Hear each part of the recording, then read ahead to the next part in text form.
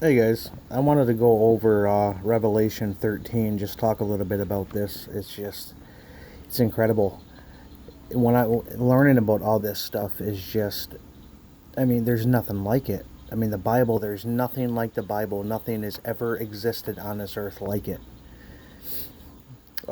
besides Jesus. And I mean, this Bible, you guys, the entire history of the world was written in advance in this book, and God has told us all things. So we're going to look a little bit here in Revelation 13. I just want to show you how I understand this. And this is fascinating to me. So let's look at Revelation 13. And we might not go through the whole chapter. There's just a couple things I want to look at. All right, so let's start out here. And I stood upon the sand of the sea, and I saw a beast rise up out of the sea, having 7 heads and 10 horns, and upon his horns 10 crowns, and upon his heads the name of blasphemy. Okay, so you got this beast, and we've already discovered that a beast in Bible prophecy is a kingdom or a nation. That's why the nations of the world today, they all have beasts and animals for their symbols. You know, America's the eagle, Russia's the bear. Many of them have Babylon was the lion. I don't know a lot of them, but I know that's why they have beasts as a symbol, because the Bible, God has always done that. So this beast, this nation, this power, this kingdom, it's rising up out of the sea. Now we know the sea in prophecy, it's a sea is a body of water, but a sea water also represents many nations, multitudes, nations, and tongues. So what this means, you guys, is that a kingdom is rising up out of a huge populated area. Okay? And we know this beast here, that what it's talking about is talking about the papacy. Okay, the Roman Catholic Church, when it got state power, it was the church-state union that ruled over the Dark Ages. It came up out of the sea, out of Western Rome, Western Europe over there. That was the highly populated area of the world. Okay, so that's what it's describing to us here. Now notice how it has 7 heads and 10 horns. And there's crowns on all of upon his horns were 10 crowns. Okay, so there's a crown upon all 10 horns, so that's telling us that and horns represent governments and kings and powers as well. Okay, so this beast has 10 horns, and we know these 10 horns occurred around the time of 476, when Rome was divided into 10 nations. That's where it was the 10 barbarian tribes that came down and carved up Rome. That's where we come from, where I come from, the English. And you had the Germans, and you had the Italians, and the Portuguese, and the Spanish. It was the 10 tribes that came down. That's what it's speaking about here. And they were kingdoms, because they all went on to have their own kingdom, and they had kings over them. Many still do. Okay.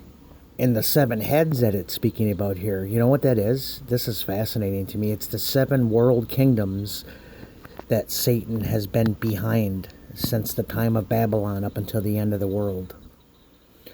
Okay, the first 4 I know are Babylon, Medo-Persia, Greece, and Rome. Rome was the most terrible one. They were the 4th one. And then the papacy, Rome is what gave the papacy its seat, power, and authority.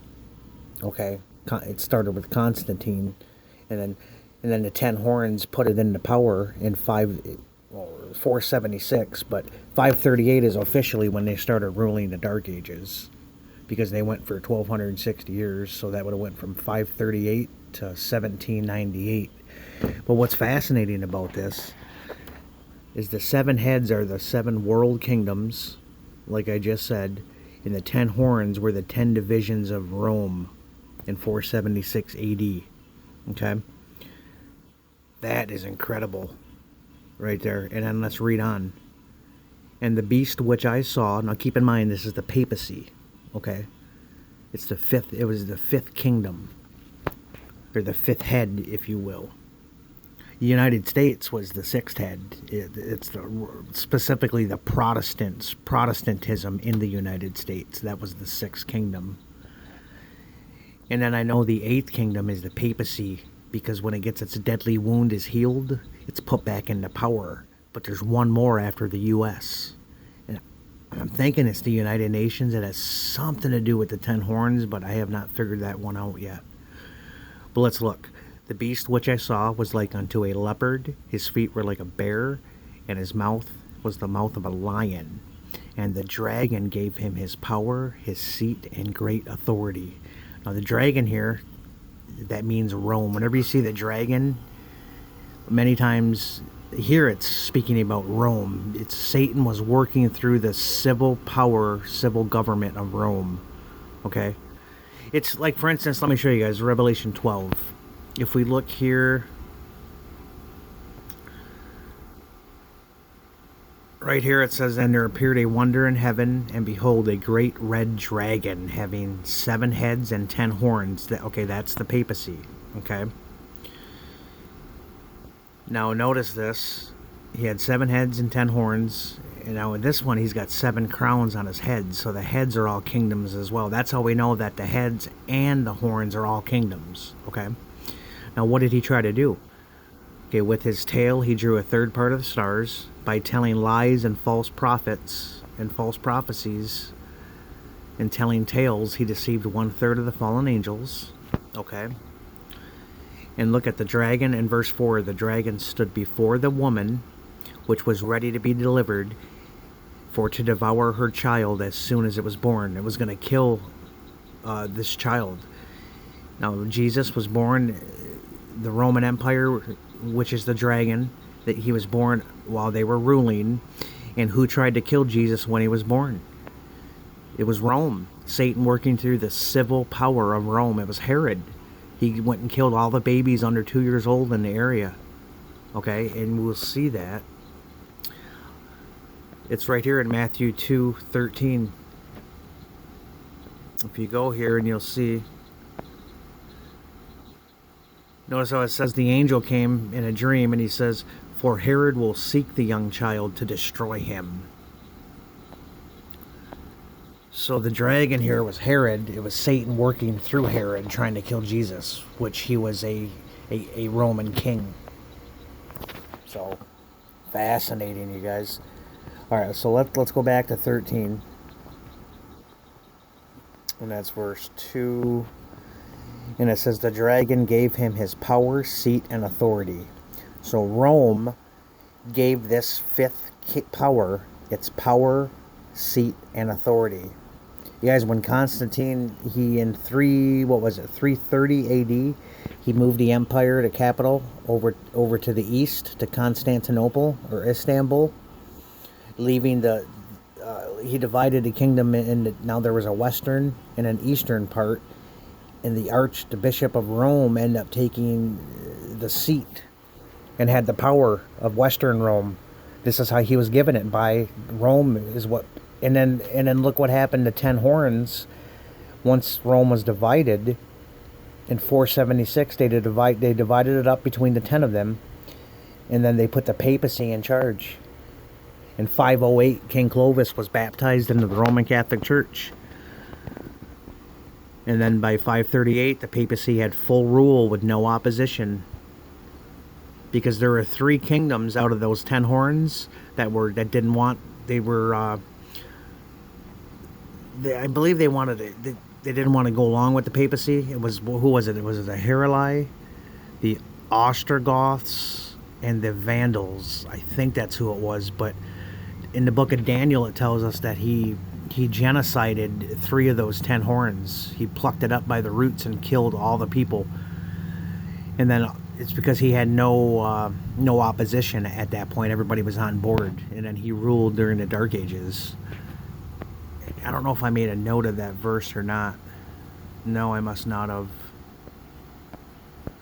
But I don't know where it's at off the top of my head. But isn't that fascinating, you guys? So Rome gave the papacy all of its power, okay, and it led to the Dark Ages, where they killed all God's people. Anybody who was against them, they kill. So, I mean, us here at the end of the world, the government is going to come at us, and they're going to want our obedience, and we're going to have to stand against them. If we want heaven, if we want to stand for God, you guys, and we want eternal life and to be with Jesus, we're going to have to. Some of us may lose our lives, but we're going to have to do it, you guys. Man. Okay, let's look at verse 3. And I saw one of his heads as it were wounded to death, and his deadly wound was healed, and all the world wondered after the beast. Now this is speaking about the deadly wound occurred in 1798. That's when state power, that's when its power was taken away.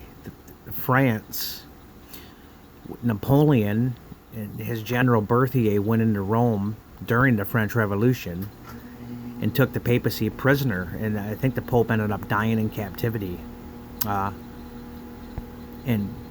But the main point here is that the state power was taken away, so the Pope, they could no longer, they had no power now, because the papacy, their power is the armies and governments of the world. Because if they don't have that, then they can't. There's nobody to enforce their laws. Okay, that's the deadly wound. So the deadly wound being healed is when some nation here on the earth gives them the state power back. Do you guys know what's funny about that? I don't know this for sure. I'm still studying these things out, but you guys, the dragon gave him its power the first time, which was Rome. And you can always recognize the dragon, because wherever there's a nation at, if Satan is running that nation, a dragon means it's going to be slavery, it's going to be communism, socialism.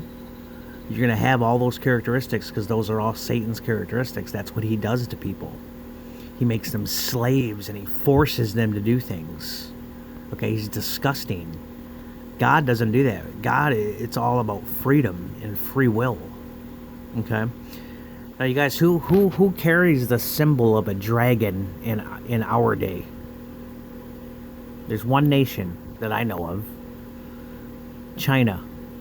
You guys, their symbol is the dragon. Okay? And I was thinking about this earlier. Now, don't think that that's not a small thing, that their symbol's a dragon. Now, my next question is, are they a communist state? Well, matter of fact, they are. Right there, that's a characteristic of Satan. So Satan is running the governments. He's behind the scenes running China.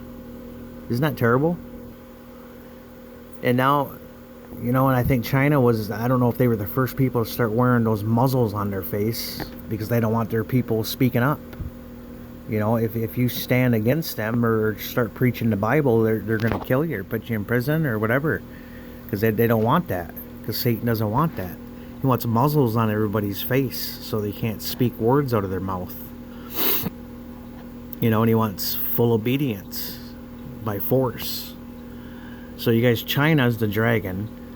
And now, is it going to be China that gives the state power and heals the wound to the papacy? I think it very well could be. I mean, because if it happens the first time, if the dragon gave him its authority, wouldn't it mean that the dragon would give him the authority again? You guys see what I'm saying? It fits. Now, I don't know. Don't take that as truth. Those are things that I'm just kind of thinking about and studying. So, it's something to definitely keep an eye on. That's for sure. All right, let's continue verse 4. And they worshiped the dragon, which is Rome. So they worshipped the Roman government, which gave power unto the beast. And they worshipped the beast. So they worshipped Rome, and they worshipped the papacy, okay, the Roman Catholic Church, saying, who is like unto the beast? Who is able to make war with him? You know why they were saying that? It's because he had all the power in the world. He was the supreme sovereign of the world, basically. And whoever stood against him, you didn't stand a chance, because he had all the armies of the world. Okay? He had the biggest army, the strongest, and there's just nothing you could do. So that's why they probably asked that question there. Let's look in verse 5. And there was given unto him a mouth speaking great things and blasphemies. You guys know what I think about that?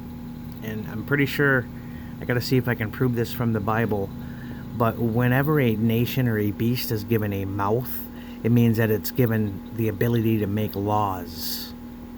Okay, because how a beast speaks, its mouth is its legislation and its judicial authority. It can make laws and it can enforce those laws. That's what a mouth means. Okay? Now, I'm pretty positive that's what that means. And it was speaking great things and blasphemies. Blasphemy is just, there's three definitions that I know of from the Bible. It's when one claims to be equal with God. It is, the second one is when one claims to have the power to forgive sins. And then the third one is just to commit sin in general. Okay, to forsake God's law. And I remember seeing that. I can't remember where the verse was at, but so that's what this system did. And it was given power, and listen to this, to continue 42 months. There's that time period, 42 months, which 42 months is 1,260 years is what that time period is. So the 42 months, that's what that is right there. Is that incredible? Yeah. Think about this, 1,260 days are in 42 months. If you go by the biblical 30 days for every month. All right, so let's continue. Let's look in verse 6. And he opened his mouth in blasphemy against God, to blaspheme his name and his tabernacle, which is the heavenly sanctuary, and them that dwell in heaven.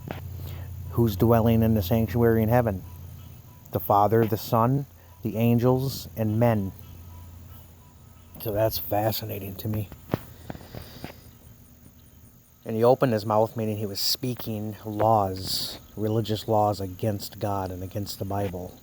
And that's exactly what the papacy did. All right, it was given unto him to make war with the saints and to overcome them, and power was given him over all kindreds, tongues, and nations. Okay, that's describing the Dark Ages. Specifically 538 AD to 1798. Exactly 1,260 years. Now let's look at verse 8. Okay. And all that dwell upon the earth shall worship him whose names are not written in the book of life of the Lamb slain from the foundation of the world. Wow. Incredible.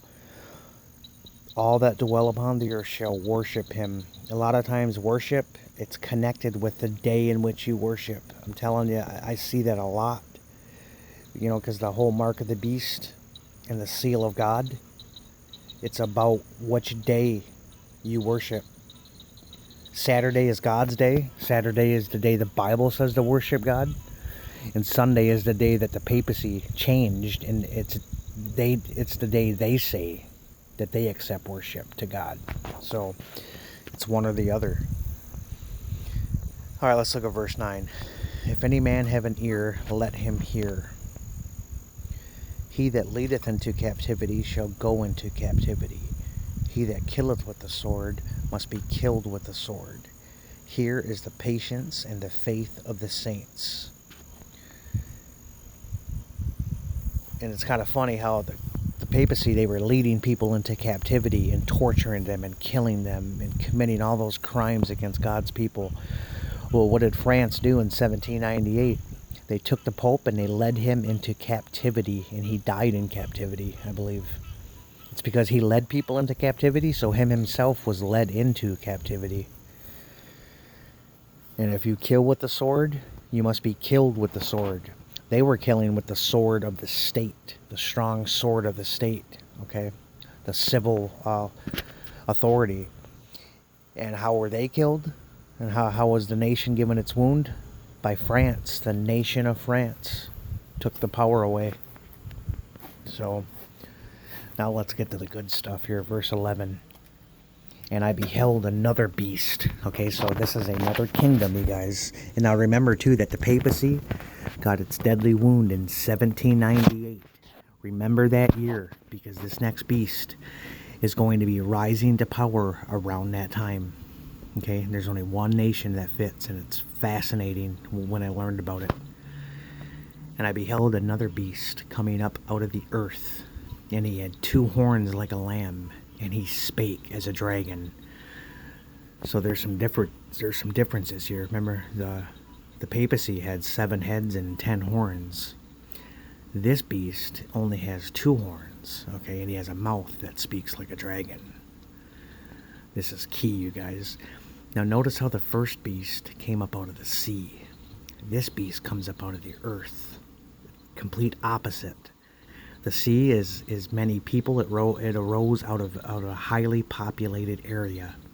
Well, the earth would be the opposite of that. It would be a nation that was rising in a land that was very newly discovered, and there was not very many people here. It was very desolate land and place.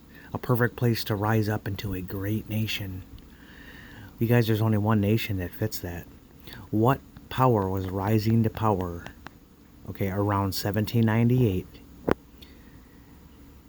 was coming up in a land where there was not many people. It was a new world, if you will. And it had 2 horns like a lamb. So it looked like a Christian nation, but in fact it spoke like a dragon. Its laws were going to look like the dragon. Okay, so you got both Jesus and Satan in this nation. Okay? This is the United States of America, you guys. Absolutely incredible. Our Declaration was written in 1776. Bill of Rights in 1791, I believe. I don't know if I'm right on those, but we were rising to power. And what happened, you guys? We had 2 horns like a lamb. Now remember when Jesus said to render unto Caesar what is Caesar's, but unto God what is God's? He separated the things of Caesar and the things of God. Jesus taught to separate them. Okay, it's a separation of the church and the state. That's exactly what that is. So whatever this land coming up, it's coming up in a land where there's not a lot of people. Okay? It is around the time 1798, and it's going to be a nation that is going to separate church and state. Okay? You guys, the United States is the only one that fits. You don't have to be a rocket scientist to figure that out.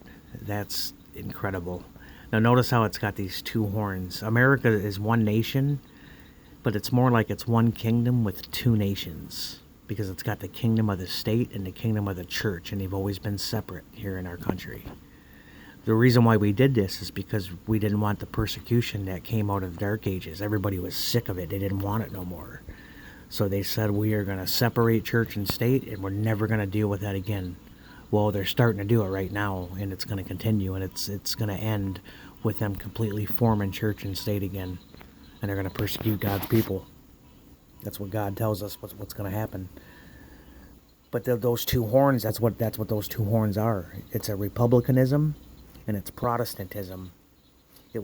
America was made a republic, which just basically means that that we were going to be a nation with no king, a country with no king. No king or dictator was ever going to rule over this land. And then the other horn was Protestantism. We were a Protestant nation because we protested the Catholic Church, and we were sick of them, and we were never going to let persecute people the way they did. Protestantism just means also that you have a church with no pope. Okay, so no kings or popes here in America. It was a free society, a land of the free. Okay, that's incredible, right there. All Revelation 13:11 is talking about the United States.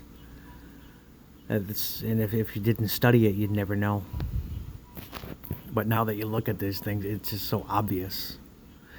It's going to speak as a dragon, you guys. Its laws are going to very soon, in which they have been in the past, and they're going again. Their laws are going to be communist, because that's what the dragon is. It's communism. They force laws onto people, and then they enforce those laws with the police and with military. And this is exactly what's going to happen. It's starting to happen already, but it's only going to get worse. And notice what the United States does. He exercised all the power of the first beast. The first beast, that's the papacy, okay, before him, and causeth the earth. The earth, that's not, I don't think that's the whole world. When it says the earth, I think it's talking about the territory of the United States. I think that's what that means there. And he causeth the United States of America and them which dwell therein, all the citizens of America, to worship the first beast. You guys, like I said, worship is connected with the day of worship. So they're going to cause their citizens to worship on Sunday. This is what this is telling us right here, okay? Because the beast, the day that they worship the beast, they changed it to Sunday. Okay, so America is going to force their citizens to worship on Sunday. That's exactly what's going to happen. Whose deadly wound was healed. Okay, so the papacy is healed. His wound is getting healed, and very shortly, some government of the world is going to give their state power to the papacy. Okay, that's when it's fully healed. All right, now here, this is the U.S. again. And he doeth great wonders, so that he maketh fire come down from heaven on the earth in the sight of men. Now, I believe that's been happening for years and years and years, but I think it has to do with like a false spirit. But I don't want to talk too much because I got to study it more. Okay, so I'm going to have to study that verse. Let's go to the next one. And he deceiveth them that dwell on the earth. Now remember, this is talking about the United States here. That's how I understand it to be. So he deceives them that dwell in the USA by the means of those miracles which he had power to do in the sight of the beast.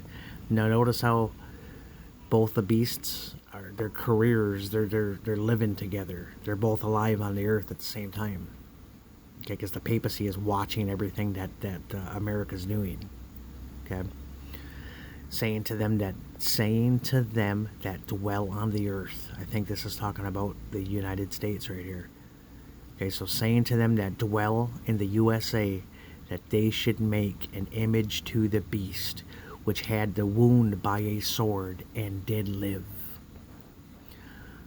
So, it's interesting here. So do we make the mark of the beast? No, not the mark, but do we make the image to the beast after the papacy has been given state power by somebody? Because that's kind of what it looks like. Because it says, look at the last part. Okay. Saying to them that dwell on the earth, that they should make an image to the beast. The image to the beast is a likeness of the first beast. What was the first beast? It was a church-state union where the church ran the state and used the state to enforce her laws. Okay, that's what it was. So America is going to form church and state, and the church is going to be running the state and using the state to enforce her laws. That's exactly what's going to happen, you guys. Okay? So let's read it again now. Saying to them that dwell on the earth, that they should make an image to the beast, that they should join church and state, which had the wound by a sword and did live. The order of events I got to study out a little more. But that image to the beast right there, you guys, it's a likeness of the first beast.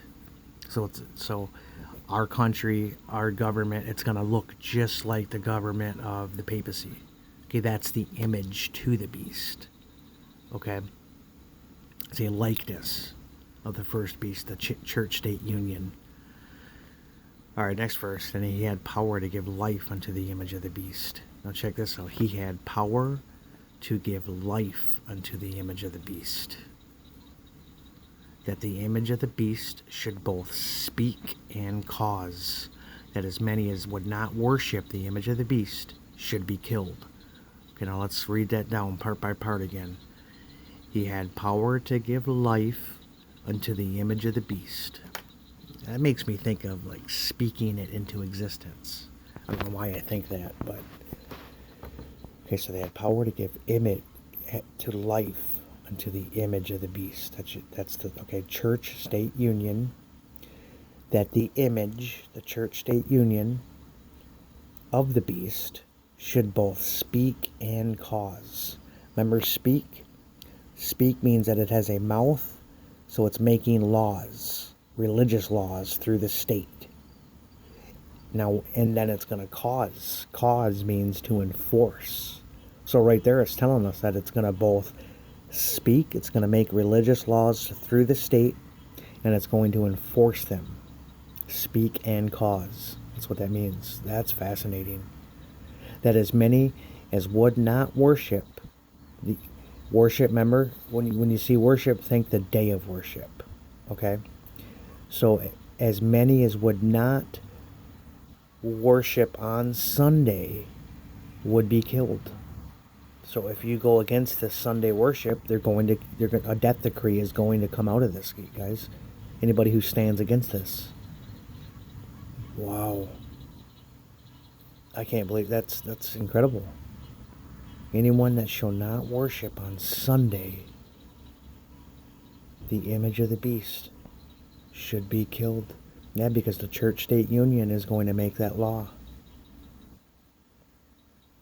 Or I should say, the church is going to make the law through the state, and the state's going to enforce it. Wow. All right, let's read the next verse. And he causeth all, both small and great, rich and poor, free and bond, to receive a mark in their right hand or in their foreheads. You know what's so funny is I used to think that this was like a microchip under my skin, or it was going to be a tattoo or a barcode or some computer software, you just all these goofy things. But the Bible, guys, all this is the mark of the beast. It's a counterfeit to the seal of God. Okay, the seal of God is the Sabbath. It's the day on which we worship God. God set up Saturday, and he told us to worship him on that day. Okay, Papacy changed it to Sunday, and this is what the mark of the beast is. Now check this out, you guys. He causeth all, both small and great, rich and poor, free and bond, everybody on the earth, okay, to receive a mark in their right hand or in their forehead. Okay, now the right hand just is symbolic of our actions, okay, of what we do. Okay, our forehead, think our forehead, it's our mental acceptance. We make our free will is in our forehead. We make our choices. Okay, so he's gonna force everybody to either mentally accept it, or just to go along, just to follow it, just to not be persecuted. Okay, that's how. So those who know that Sunday is wrong, but they're just going along with it, just to go along with it, just to escape persecution, those people are going to be lost too. So it covers both groups of people there. The ones who believe it and the ones who don't believe it, that just go along because they're scared. Okay, it's verse 17. And that no man might buy or sell. That's why we're seeing because anybody that doesn't have the mark of the beast, what they're going to do is they're going to freeze your accounts. That's why we're going to see this cashless society. That's kind of, we're seeing our coins coming off the market, and the dollar is going to eventually come off, and it's all going to be digital. Because then if you won't accept it, then they're just going to freeze all your cards and your accounts, and you won't be able to, there's no cash, so you can't go into the back door of a store and make a deal with somebody to buy something. You're not going to be able to buy or support yourself. This is how they're going to identify and weed out all God's people too. That no man might buy or sell unless he has the mark of the beast, the mark of the beast, or the name of the beast, or the number of his name. The mark we know is Sunday worship. Okay, the name of the beast, that represents the character of the beast. Okay, and the number of his name, which is 666. And the 666, it's a name, it's one of the official titles of the Pope. That's how I understand it. The vicarious filii Dei. Here is wisdom, let him that hath understanding count the number of the beast, for it is the number of a man, and his number is 666. That's the Pope.